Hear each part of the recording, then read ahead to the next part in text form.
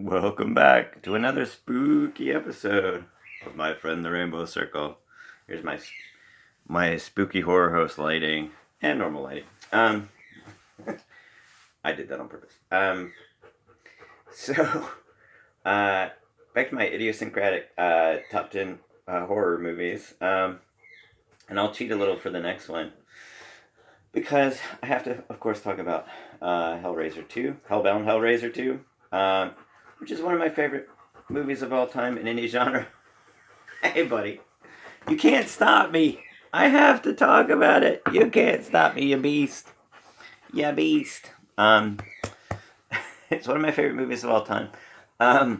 So the rules that I set for myself, no canon movies, I would say the first Hellraiser movie, arguably, depending on who you ask, is probably canon. The second one kind of gets overshadowed by it, although I think the second one's a better movie overall. You disagree? You like the first one? You like the first one? So, that tends to be what happens just in canonizing things is one part of a series, usually part one, for whatever reason, even though a lot of the times part one's not the best. They get canonized. Like Friday the 13th. Clearly, number one's not the best Friday the 13th. Number one is the best Nightmare on Elm Street. But, you disagree? Do you like Nightmare on Elm Street 2? I actually really like Nightmare on Elm Street 2. I don't know what that says about me. But, Friday the 13th, 3, 4, and 5, the Tommy Jarvis saga. Easily the best part of the whole Friday the 13th saga. You don't agree? Okay. You like the one with the telekinesis? Number 7. That was a fun one. So, what was I saying? Yeah, so Hellraiser gets lumped in with a lot of those movies. And it's definitely not one that I would name drop because it's cool. I don't know if anything cool about the Hellraiser sequels. First, they're certainly cool by my warped sensibility of not actually knowing what that means. And they're definitely not ironically bad. They're excellent. They're not ironically good or good bad. They're excellent. So they get lumped in with the slasher movies. And so I'm very interested in Schema, level 3. I've rearranged it so you can't see the rainbow circle. Rainbows and Hellraiser are not really compatible. I got my rainbow cup too. Not really compatible topics necessarily, but Schema number 3 right here. The internal rule system, there's definitely an entrenched, pretty solid internal rule system for Thrasher movies. And so, if you look at Halloween and Friday the 13th, Friday the 13th was Halloween ripoff, obviously. They followed basically the same structure a lot of the times in a lot of the sequels, with a little bit of a tweak here and there.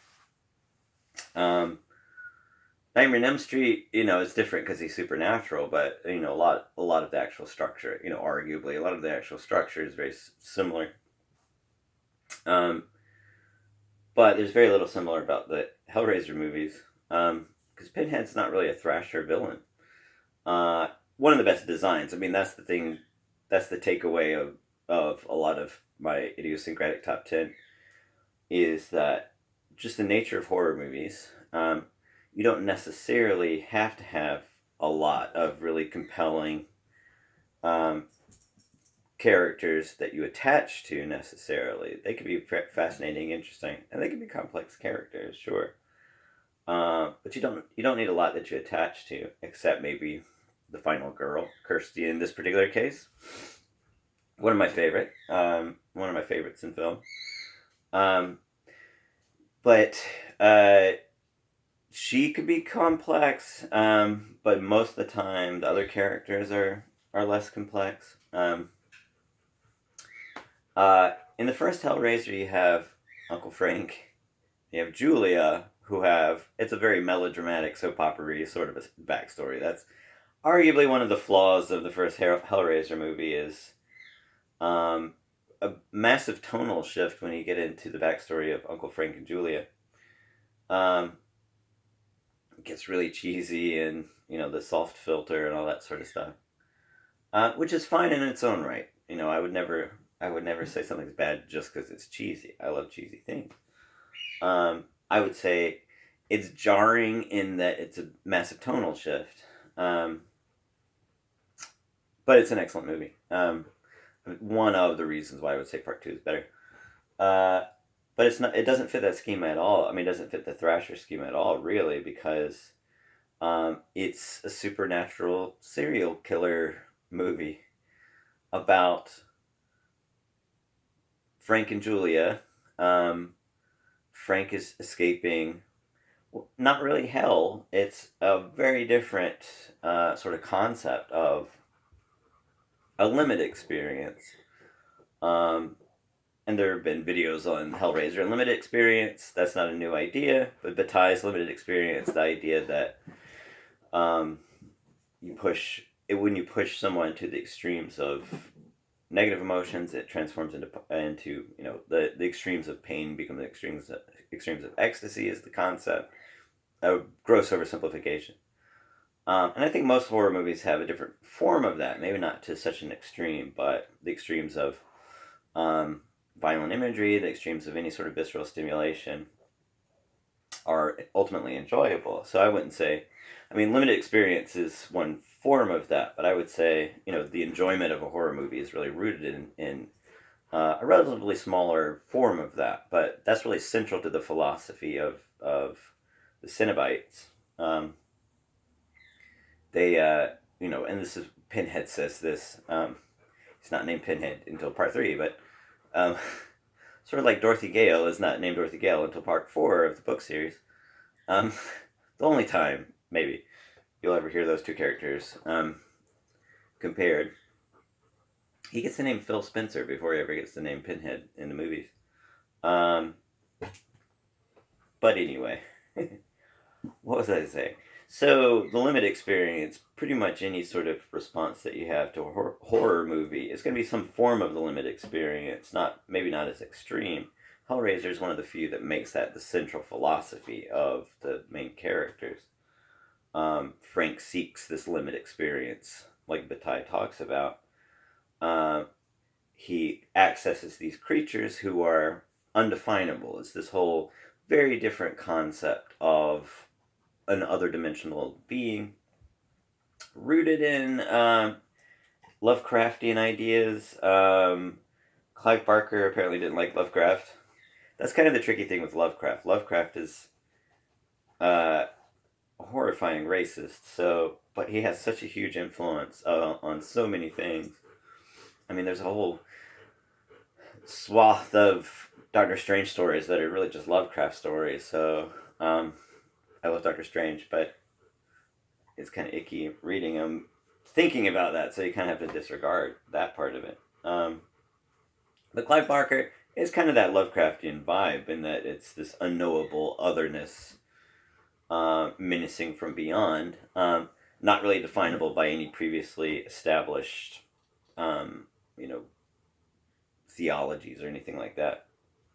It's the limit of pain and pleasure instead of it's not heaven or hell or anything like that. It's just the limit of pain and pleasure. So the Cenobites are these self-torturing, supernatural creatures of mysterious origin. And that's one of the things that's great about Part 1 is you have no idea what these creatures are, and Pinhead will give these lofty speeches, and all that sort of stuff.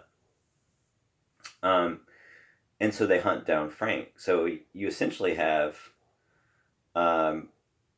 two villains working against each other. Kirsty's caught in the middle. You don't really have that with Thrasher movies. Julia's luring in all these men to kill them, so that can give Frank a new body, so that he can escape his exile, other dimensional exile. That's not a Thrasher movie story. That's an original story that doesn't really. I mean, it has some similarities with, maybe some Lovecraft stories here and there, but it's hard to really say it follows exactly a formula, a horror movie formula. Um, and then Hellraiser 2 took that and ramped it up, where it was in an insane asylum, um, and it was Julia now coming back, getting Dr. Jannard um, to get the bodies for her to come back. And Dr. Jannard, that's the character that was most it had the most impact on me, I should say. Um, and as I said, when you have really compelling horror movie, a lot of the times it's not necessarily the originality of the story, though the first two have these very original sort of stories that you really don't have a similar sort of story elsewhere. But the enjoyment of an actual Thrasher movie really has little to do with the originality of the story. Usually it's just the visceral impact of just a really clever um, kill of somebody, what have you. Just something that's just intensely visually stimulating. Um, for the Hellraiser movies, a lot of it has to do with the design, the design of the Cenobites. And Pinhead just has this amazing design. Um, and Dr. Jannard, when Dr. Jannard eventually becomes a Cenobite, I always get his name mixed up with uh, the mysterious other dimensional family in Twin Peaks, the Chalfonts or the Tremonts. I always have to say, is it Dr. Chalfont, Dr. Tremont, Dr. Jannard?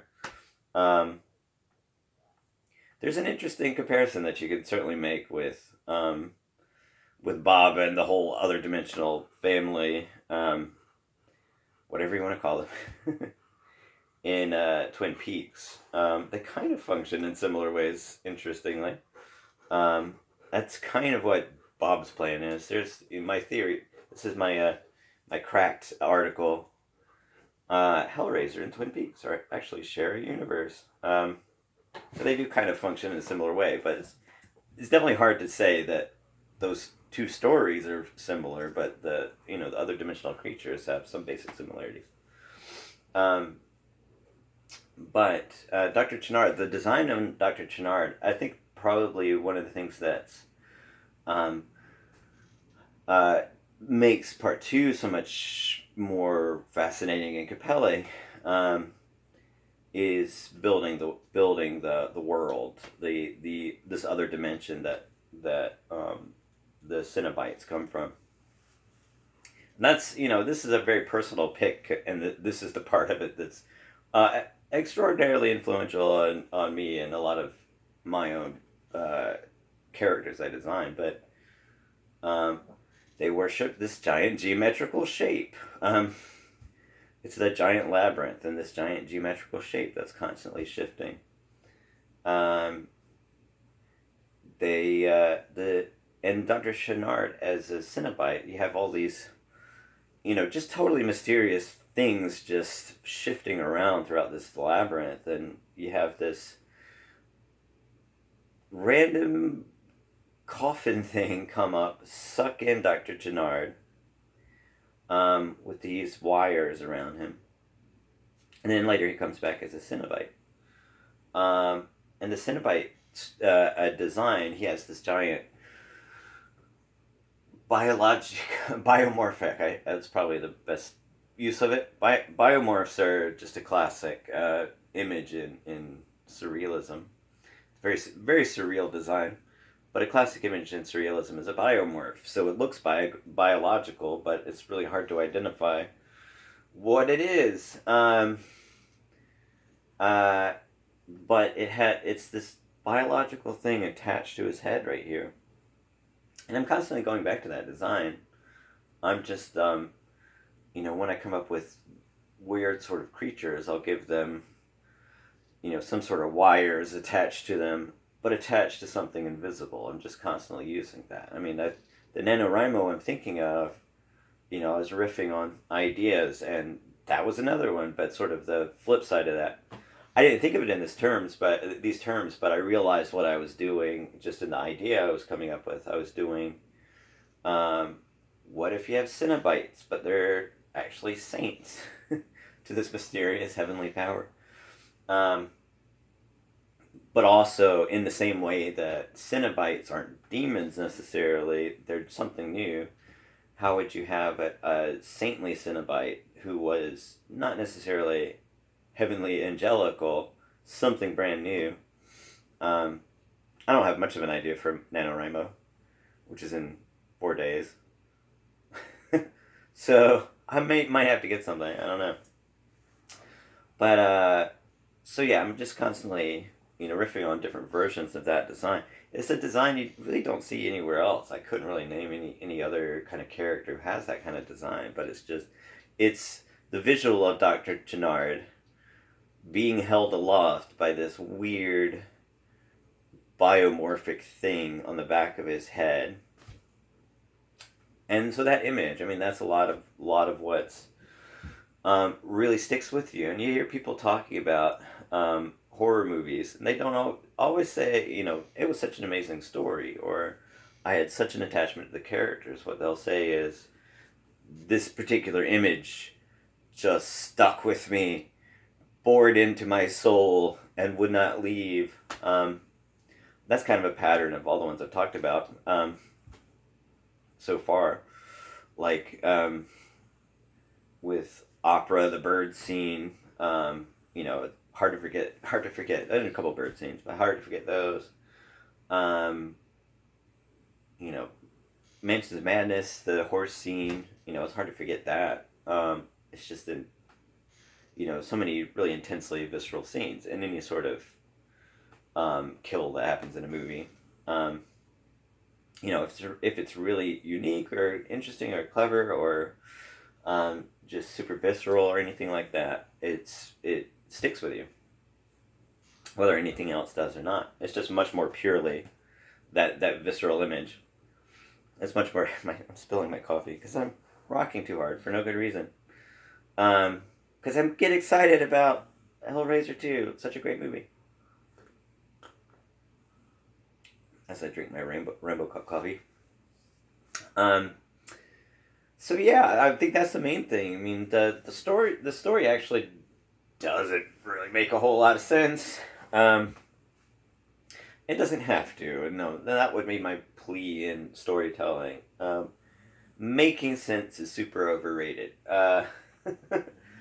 Young writers of the world, if you have a really intense visceral image, and you don't really have a logical story to follow it, I would say the logic of a story really only stands out if you haven't really made much of an impact already. If it's a weak impact, but it's a solidly structured story where everything makes sense, you can have a bit of a bump in the visceral stimulation from just the story itself, having that sort of logical structure. The setup of a desire and a logical payoff of that desire, a consistency, a balanced, orderly sort of consistency. But balance has relatively weak sort of stimulant power. So it might have a longer sort of weak stimulant power where intensely visceral images will spike up that visceral stimulation. So a horror movie really doesn't have to make sense. And so like Dr. Jannard, so you have Julia luring in, Julia has Dr. Jannard luring these men so she gets the body back. They go to the dimension of the Cenobites. Dr. Jannard gets kind of just randomly taken by this box with wires wrapped around him. He turns into a Cenobite. Kirsty, you have her whole plot. What is her plot? I don't really even remember. I've seen the movie 100 times, and what was her plot? It doesn't really matter. She's a great character. It's just her plot is not much. But she's finding out about the background of the Cenobite. She finds out that Pinhead used to be a guy named Phil Spencer. who was a soldier, um, or whatever. And then Dr. Chenard shows up and he kills all the Cenobites. Tragic consequence of the story. Um, why does he kill all the Cenobites? I don't know. No reason, because it's rad, I guess, and that's justification enough, really, honestly. I mean, if you have an image that you like and it's rad, and somebody says, "Why does this happen?" and you say, "I like it. It's rad." More power to you. Um, there's no absolute universal obligation that it has to actually make any sense. It's only a problem if it's distracting from the story and it makes it less rad. But yeah, I mean, Dr. Jannard shows up, kills the Cenobites. It's rad. End of story, really. Not really in the story. So, Kirsty goes to the dimension of the Cenobites and confronts Dr. Jannard and the biomorph holding his head just rips his head off. Makes no sense whatsoever. That's the climax of the movie. The biomorph, for some reason, rips his head off. And, after the 100th time watching this movie, or how much ever, I said, they could have explained early on the rules of this dimension are that if this happens, then the biomorph will rip your head off. But the only justification they need is it's rad. And it is. It's very rad. If logical progression of story elements was a universal good, then I couldn't possibly enjoy this movie nearly as much as I do. And I do enjoy this movie tremendously. So that either means I'm a total moron and my taste doesn't matter, and I hope that's not true, or it would have to mean that those are probably not universals, actually. But anyway, so really the whole Hellraiser series, I mean, that's the thing about the series. It really peaks with number 2. Number 3 is a lot more. It gets closer to a Thrasher movie. Pinhead is very overtly the villain, and he shows back up as a statue for some reason. So much in the series really doesn't make any sense, but that's okay. And number 4, they have this multiple time frame sort of a structure. Interestingly, it's a fascinating choice. I don't know why. There's one in outer space, of course. For whatever reason, they all go into outer space. And then with part 5 on through the rest of the series, it kind of forgets what Hellraiser is supposed to be, and what a lot of the other series. You'll have a detective, and they're not Thrasher movies. You have a detective who's exploring this murder or something like that, and he or she, or some sort of investigator, he or she starts having these nightmares, and so the whole movie is just a bunch of nightmares. And then the person just wakes up from these nightmares. And those don't make sense, mostly, as stories, but I wouldn't say the irrationality of those is the problem. I would say the Pinhead barely shows up in any of those. I would say the visceral images you get from those, especially compared to part 2, you don't really have very interesting new Cenobite designs. You don't really have just these amazing kills. You don't have just the intensity of the visceral imagery. In 1 and 2, you have someone who's building his or her body back and is just a skinless creature. And then on the other side of the story, you have these pale demon-like creatures with torture implements permanently inserted into their bodies. That's a hugely viscerally impactful thing. So some of the later ones, they'll have like a weird sort of dream switcheroo type of thing, and then the person will wake up, and then the story will sort of fall apart. So the irrationality and the lack of narrative logic in those is not really the flaw, um, but it doesn't have the beautiful designs and the intensely visceral images and um, some sort of consistency with the story, even if there's not a rationality. If it doesn't make a whole lot of sense, at least it's consistently um, these random sort of kills for no good reason. In part two, at least. Uh, there's a dragon at the end of part one that's never made any kind of sense. But anyway. Uh, but yeah, I mean the flaw in the later ones is not there that they don't make sense and that they turn into dreams and they kind of fall apart. The story sort of unravels. Um, the problem is you don't have anything to compensate for that. Um, you don't have the counterbalance of, um, you know, Dr. Jannard's biomorph, wire wrapped head murdering the Cenobites with these weird biomorphic spears. If I had that, if I had something new and interesting and, beautiful and wild and crazy like that in each one of the sequels, just a brand new creature with an amazing design, that would compensate. That would compensate for, any sort of story flaws. Um, and yeah, I mean, if you look at a lot of creature movies, the Pumpkinhead, that design is just amazing. Is the story great?